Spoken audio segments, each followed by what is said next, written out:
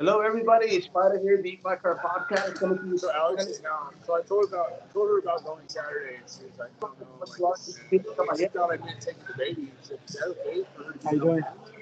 I was like, "Oh no, our guys look way too loud. Actually, it's hot." You guys like, she does not need to go. It's going to be on March I 4th. was thinking you could go with us, and we would have some fun.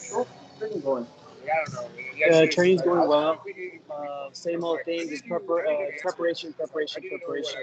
So right now, I'm just improving in all aspects of the game, whether it be wrestling, jiu-jitsu, martial art, any type of martial arts in general. I'm just improving.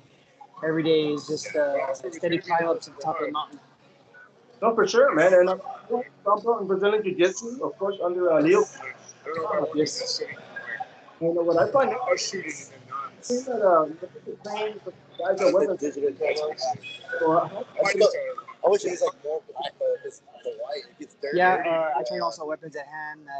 Those are Roger Advice is there too. Patrick Caballero, all those high-level black belts are there also. So that's just more knowledge under my belt, and those are all coaches and teammates that my professor Leo. We all get along really well.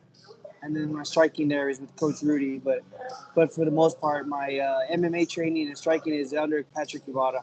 So that's where I've been making a lot of my my big time jumps and improvements. I'm an all around MMA aspect.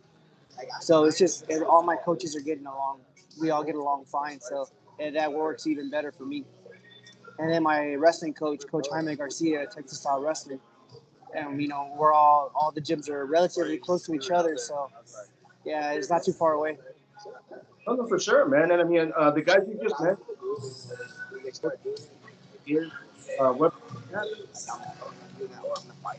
There's a lot of people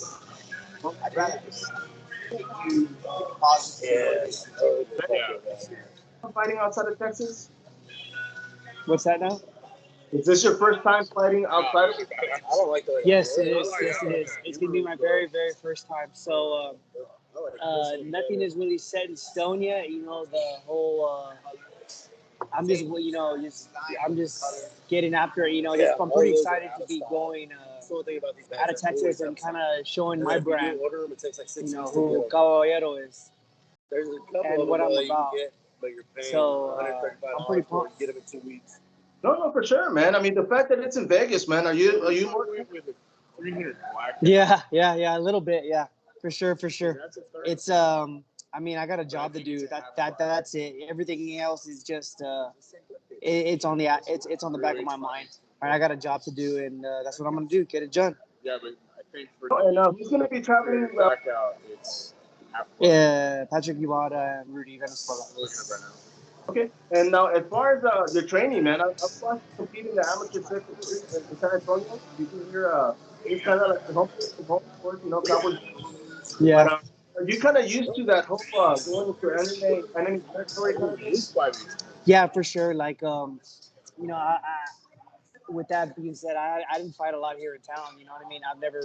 I've only been the hometown fighter, maybe a handful of my fights, and I have 20 total. So going into enemy territory or somewhere that where I'm not from isn't a big deal for me at all. It's just another day in the office. No, definitely, man. And I was gonna say, as far as this fight, it is gonna be at 135, right? Yes, sir. And Yes, sir. 135. like I mentioned earlier, man, I've seen you fight as an amateur, and I want you to bring this up only because, of course, your goals are to get into the bigger promotions, right? Like the UFC.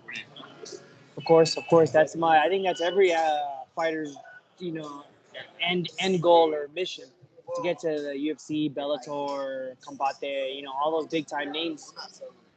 So I'm ready for any of them. Just send me the contract and I'll fight whoever. No, and the reason I bring up the UFC, man, is that you have somebody that you fought in your amateur circuit that you lost to, and this is Adrian Yanez. Yeah. The UFC right now. Yeah, he's doing very well right now. Actually, I got to speak with him earlier this year, and he came up to me, "Hey Pete, how you doing?" And it was just good to see him. We fought many years ago. That's obviously something that kind of always kind of like chips away at me. Like I just hate losing in general, but knowing that he's doing very well is it makes I'm just happy for him. You know what I mean? He's a good dude, and he deserves all that he's getting and more. You know what I mean? And now that he's kind of running his team after his coach passed away, you know, I just want all the best for him. No, I mean, no doubt, man. And of course, something like the fact that you always tell us throughout the game, there's no animosity. I mean, would it be kind of like you make it to the big show, man? Would it be kind of cool to get that opportunity to get that win back? Oh, for sure. I mean, I've been wanting to get that win back since he beat me. And I mean, I see that that Mana's in the UFC too. You know what I mean? That's a fight that was supposed to happen 2 or 3 times, and it never fell through. First with COVID, where they canceled the fight the day of the fight, and then the next time coming around, he pulled out, or because he had a hand issue, or whatever the case may be. It's just, that's a fight I would love to run back. I'd actually like to run, like I signed in the UFC. Let's do it. Fighting Houston, Dallas, Austin, sign me up. That's a fight that I would love to take. You know, no animosity toward him or his team, but that's a guy that I had 3 camps to train to fight for, and I never fought him. So that's always out there too. So you know what I mean? Like, yeah, Adrian for sure. I'd love to get that win back, and but Mana's a fight that's where I'm like, man, that's a fight that I trained, you know, damn near about 2 years for, and I never got to see him. So I love to run that one for sure. No, man, and of course, man, the fact that you want to Corpus Christi, I mean, just like San Antonio, man, it's grown. I mean, it's getting bigger. Have the relationships kind of been a lot better in the city? Yes, I mean, I know in the past it used to be like every school's kind of for themselves, you know, but now in the last 5 years, you know, Roger and Advice helped with that a lot, kind of bridge all the gaps together. Right. And now, like, I train with most of my training partners. I usually train with somebody from every school, more or less. And you know what I mean? And now it seems like we're all in this together, trying to bring each other up. So the fact that, you know, we're all supporting one another, it makes us that much better. Because like you said, I'm from a small city, but we're all coming together, and it's just that makes it that much better. When one of us makes it, we all make it. You know what I mean? And it inspires the rest of us. Yes, sir. And I had a question for you, bro, because the past few years, man, I've been watching it on social media, and go out there to hunt. No, I love it. Or were you already, like, were there hunters in the family already? No, I'm the first one actually. Yeah, my buddy Patrick Ivada took me on my first hunt.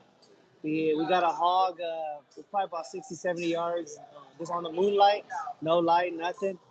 And he's kind of been my sensei in the whole hunting aspects. So he's been teaching me along the way, and I've been learning from, you know, I watch Meat Eaters, or I watch Cameron Haynes. I watch a lot of like hunting shows. Like, if I'm not training or sleeping or working, I'm hunting. I don't do anything. I don't do anything else. So that's hunting and fighting are kind of on the same par with each other as far as learning, improving, wanting to be the best hunter that I can be, best martial artist I can be. Especially with bow hunting in general, because bow hunting is the best way I can describe it is like jiu-jitsu. You can, if you don't train it every single day, you're not gonna be good at it. No, for sure, And man. then with bow hunting, you have to be close. You got to be downwind. You got to make sure you're camoed out. You got to make a right shot. You gotta know your equipment. You got to make sure the animal doesn't catch your scent. There's just so many things that could go wrong, but that's what's so fun about hunting. No, I mean, definitely, man. I mean, like I said, I follow you on social media. I mean, Yeah. But Yeah, that's kind of our signature. Yeah, everybody kind of knows, like, oh, P got a kill, he's carrying it. no, Big or small, all of my kills so far, from a ram to, you know, Sitka buck, I've carried them all out on my back. Oh, definitely. So it's just something I take pride in. And the reason I bring that up, man, is because you got fighters, of course, in the UFC. You got Dustin Poirier. He's got the hot sauce. He's got Game Bread Master. He's got his toys. Can we maybe see a yellow piece jersey future, man?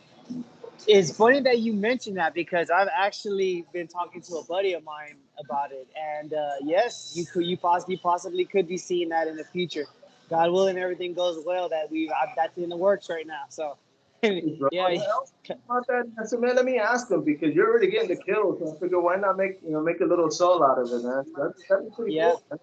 Yes, that's actually something that a buddy of mine actually he asked me about it, and I said, dude, let's do it. So hopefully, God willing, everything goes out. I got a freezer full of meat, so there's no short supply of that. And of course, you got that logo, right? You got that deer on your shoulder, so they. Yeah. Man, well, Yes, yes. yes, sir. I was mentioning this fight is going to be on March 4th. It is on the UFC Fight Pass. So you're going to be on the main event card. Yeah, as far as I know, yes. Okay. As far as I know, yes. Yeah. And of course, I don't know too much. I just know that there's a date, there's a location, and there's somebody on the other side. That's all that matters. the location, huh? That's it. Send the location. Yes, sir. Man. Man, well, I'm happy for you, man. Thank you for giving me a few minutes. I wanted to make it short. I mean, you're cutting weight, so I don't think you eat that much during lunch anyway, right? Yeah, yeah. I mean, I cut a lot of weight, but it gets done regardless. No, yes, sir. But my man, best of luck to you from Fight Night. I'm gonna be watching on the UFC Fight Pass, and for those out there, man, go ahead and blast some of your sponsors, bro. I got Rocks vitamins and nutrition. I have Paul over there with the electric company here in Corpus. He's coming up. He's running the show here in Corpus. So I'm pretty pumped about that. And I have a lot of other sponsors, but just all my people just in general. Like I got mad love for everybody here in Corpus and in Texas. And if anybody that's praying for me, supporting me, I got much love for everybody. And I just want everybody to know that I'm working my butt off. The mission is far from over, but it's coming. Sure, man. Well, thank you for your time. Everybody out there watching, man. Peter Caballero, and you can look up. I'll be sure to send you some, my man. Please, I'll buy it, bro. I'm definitely gonna support that, man. Everybody else, follow up. Thank you, my brother. Thank you, bro. Thank you. Thank you.